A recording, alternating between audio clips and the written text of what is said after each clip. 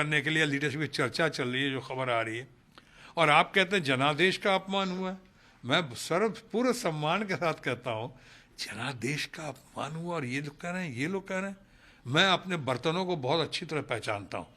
मैं 27-28 साल रह चुका हूँ भारतीय जनता पार्टी में, और बहुत मजबूती के साथ वहाँ कैबिनेट मिनिस्टर भी रह चुका हूँ 2 बार। मैं जानता हूँ इन लोगों को बहुत अच्छी तरह से।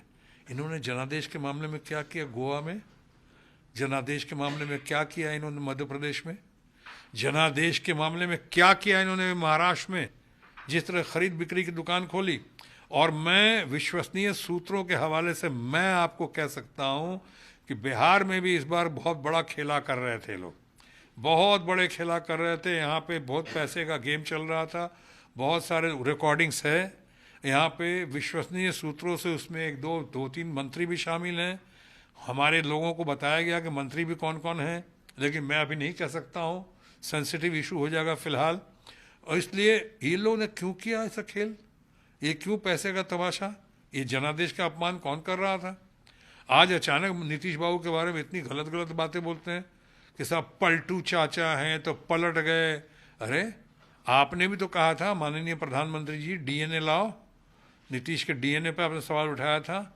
नीतीश बाबू ने भी आपको कहा था ये बड़का झूठा पार्टी यानी बीजेपी, वो भी कहा था आपको।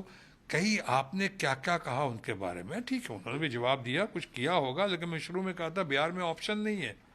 अगर अपोजिशन में जाना है तो आपको अपने परिवार से ही मिलजुल के काम चलाना पड़ेगा, ऑप्शन विपक्ष परिवार से मैं कहता। लेकिन नीतीश कुमार पीएम मटेरियल कहे जा रहे हैं 2024 के लिए। उन्होंने यह तक करिए कि 2014 वाले 2024 के बारे में सोचिए वो आएंगे कि नहीं आएंगे। उनकी पार्टी कह रही है कि 2024 में पीएम पद के उम्मीदवार हैं नीतीश कुमार।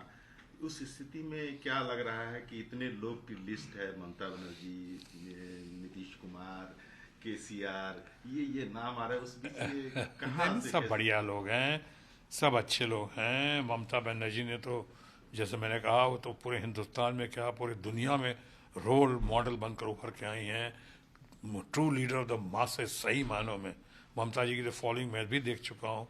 आज ममता जी के साथ पहली बार उस सीट पे जो आज तक कभी सीट नहीं जीती थी, आसनसोल जहाँ चुनाव लड़ा मैं या लड़वाया गया मुझे, अब वो 3 लाख से ज़्यादा लैंडस्लाइड विक्ट्री करके हम निकलते हैं।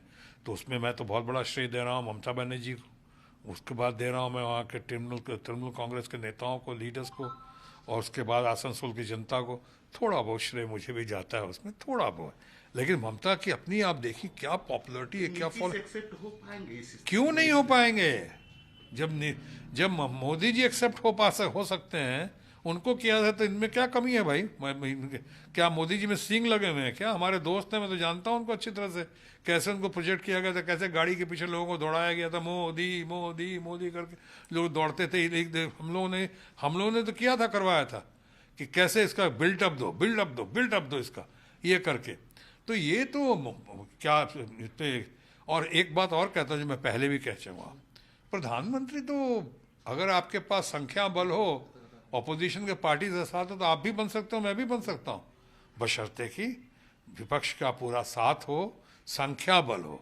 कोई प्रधानमंत्री बनने के लिए कोई आई में नीतीश कुमार फिट बैठ जाएंगे? क्यों नहीं बैठी हमारे विपक्ष के फ्रेम में? पहली विपक्ष के फ्रेम में अभी तो देखिए पूरे सबसे बड़ी बात उन्होंने की, विपक्ष को जागरूकता पैदा कर दी विपक्ष में। आज विपक्ष जो है एकदम सोच रहा है कि हाँ मुमकिन है, ये हम लोग एकजुट हो जाए। ये बहुत बड़ा काम हुआ है इस मूव से, आज बिहार के इस मूव से, और मैं इसके लिए अपनी शुभकामना और शुभाशीष देता हूँ तेजस्वी यादव को और नीतीश कुमार को।